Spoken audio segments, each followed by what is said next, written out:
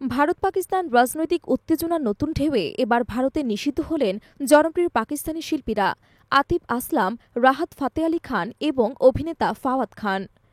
এর আগে কাশ্মীরের পেহেলগ্রামে ঘটে যাওয়া একটি হামলার ঘটনায় পাকিস্তানকে দায়ী করে ভারত, যার জেরে দুই দেশের কূটনৈতিক সম্পর্ক আরও অবনতি ঘটেছে। এই ঘটনার পরে ভারত সরকার কিছু কড়া পদক্ষেপ নিতে শুরু করেছে। হানিয়া আমির এবং মাহিরা খানের ইনস্টাগ্রাম অ্যাকাউন্ট ভারতে নিষিদ্ধ করা হয় প্রথমে।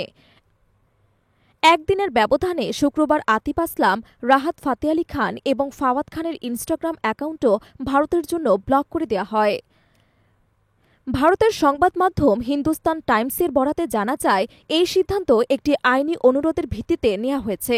বর্তমানে যদি ভারতের ভেতর থেকে কেউ এই শিল্পীদের ইনস্টাগ্রাম প্রোফাইলে প্রবেশ করতে চান, তাহলে একটি বার্তা দেখায় ভারতের এই অ্যাকাউন্ট সচল নেই, আর আইনি অনুরোধ অনুযায়ী এই অ্যাকাউন্ট সীমাবদ্ধ করেছি।